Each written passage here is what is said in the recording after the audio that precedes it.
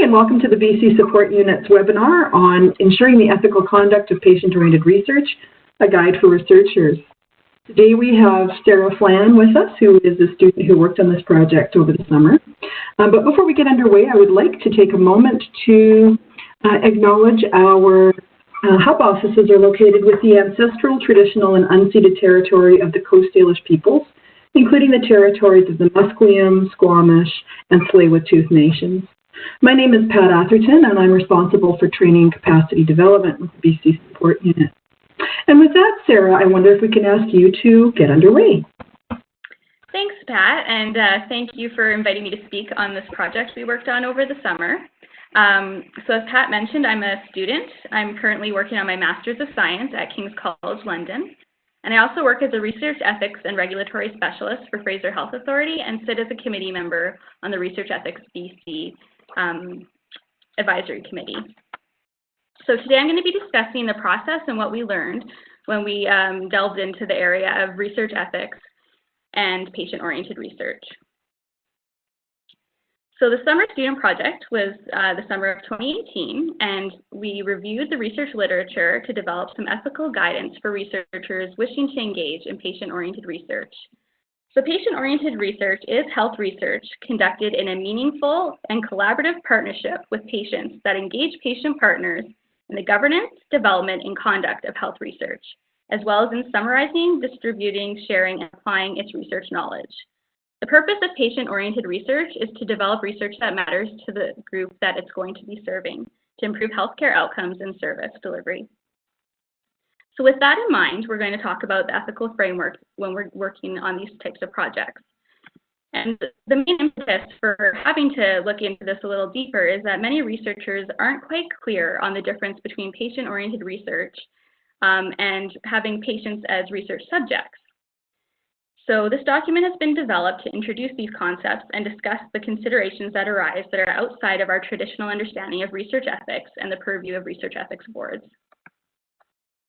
So in Canada, Research Ethics Board review is required for approval for any research that falls under the Tri-Council Policy Statement for the Ethical Conduct for Research involving human subjects.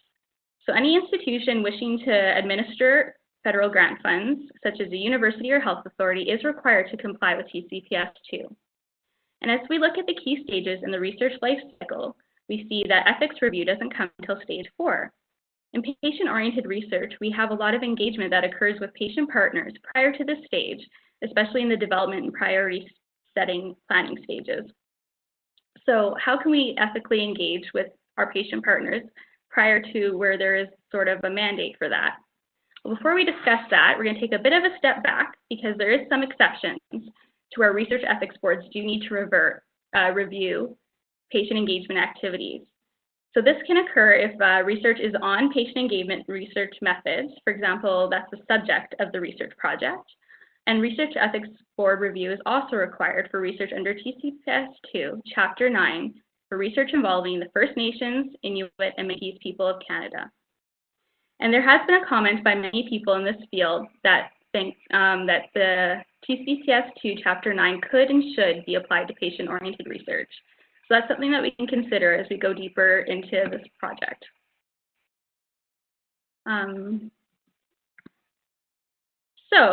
With the review of the literature and current guidance out there, we did see that there's some ethical considerations that are found. We'll go over them in turn. So we'll start off with tokenism.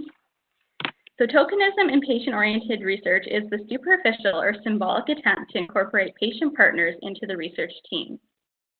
Now we have lots of grants and projects that encourage patient partners, and we can fall into the trap of just having someone on the project to work with us in name only. This needs to be avoided at all costs. We want our engagement to be genuine. We want patient partners to be involved and to have a say and to feel that their contribution matters. So this section of the document goes into a lot more detail on different ways to evaluate if we are genuinely working towards incorporating our patient partners as members of our team, or if it's just a tokenistic gesture. We also talk about some tensions that arise when we're doing patient-oriented research that can come up, such as conflicts of interest. So we can have a conflict of interest when a research team member has competing roles or obligations. It's not specific to patient-oriented research, and ethics boards do look at this and ask for disclosure of conflicts of interest. But there's different considerations when we're working with our patient partners. And this could include having clear dual roles, such as being a data provider as well as a research team member. It needs to be clear when your patient partner is telling you something in confidence as part of a research team participant versus if they're giving some input that is not for the research as data, but to help guide the project. It's really essential for research teams to be clear and discuss some conflicts of interest that may arise and discuss together how they might work around developing solutions to overcome this early on in the project. Another tension that often arises is wearing two hats.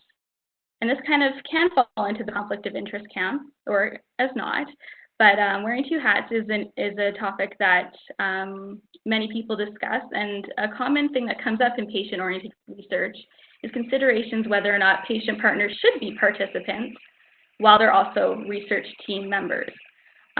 So it really does depend, and in the document there's some consideration of what roles they're playing and what kind of data is being provided. So you know, if your patient partner is developing, for example, a survey, they can't answer that survey because they know what the survey is trying to probe. Another tension that arises is the potential for coercion. Patient partners may be ideal candidates to help with things like recruitment of other participants due to their proximity to potential eligible individuals. However, situations may arise where the coercion is a concern. Participants may be feeling pressured if it's a friend of theirs asking them to be in a study or someone that they come into contact or in different support groups with. So if this is a potential concern for your research team, it's important to discuss who the appropriate person is to reach out to participants. Another ethical concern that arises is benefits and harms. So just as we have benefits and harms of being a patient subject in research, there's also benefits and harms of being a patient partner. And some of these include negative feelings and outcomes of not being treated well or being treated as a member of the research team. It's very important that patient partners who are taking the time out to help shape the research are given respect and treated like their voice matters. By being undervalued or disrespected, they can feel stress, guilt, inadequacy, and negatively about their interactions with the researchers. But when they're fully integrated into the program, that helps with their well-being, which is also good for their general health. Another concern that comes up is confidentiality of information. Research subjects are entitled to the protection of their identity when they're in the context of research. So this is an area of concern, mainly that all research team members should be aware of, and they should be properly trained how to treat confidential information, and patient partners should be included in this training. Power dynamics and imbalances are a concern that often arise with patient partners.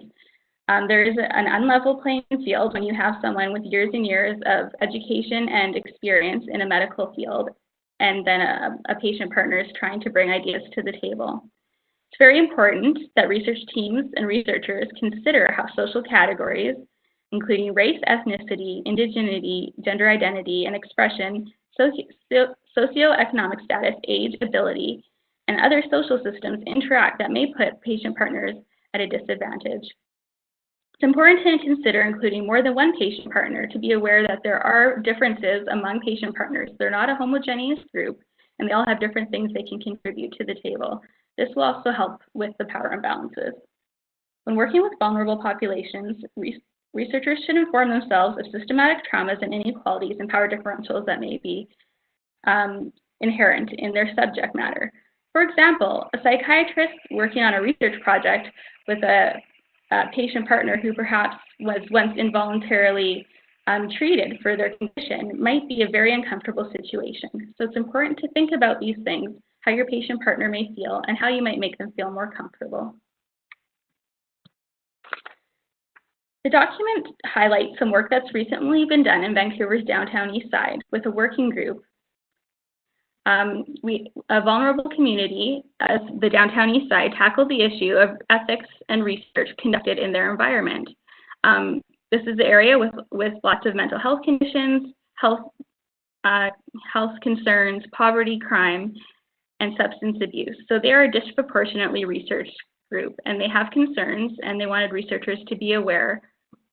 So it's very important that, again, we bring up that their concerns align very well with the guidance in TCPS 2, Chapter 9, with the ethical issues that they've raised. So this is worth taking a look at if you want to work with patient partners to help perhaps guide your research program. Some themes that came out of the Downtown East Side included reciprocity, again, looking at power imbalances, and making sure that consent is available to all, and that we are working at a level that's appropriate. So how will consent remain ongoing process throughout the research program? Who should be involved? Are they guided by ethical considerations? And what are some unintended consequences of research being considered in this community? The Downtown East Side suggests informing the community on who the researchers are and why they want to research in their community. Submit research projects to community-based ethical review. Include peer research in all stages of the research project in an equitable and fair manner. And return to share the research findings with the community to help the community incorporate findings that might be helpful and meaningful to them. So a conclusion that was reached from the literature is that an approach that's been taken and found actually in some First Nations educational literature called Relational Accountability is a very helpful and potential guidance when we're working at engaging patient partners as research partners on our projects. So when present, the 4 R's, which are respect, relevance, responsibility, and reciprocity, allow for ethical space in relationships between researchers and community patient partners. We do discuss in detail this approach to research ethics with patient partners, and I do encourage folks to take a look at the original documents that inform this approach, because it's a very useful way of understanding how we can work together with our patient partners in an ethical manner.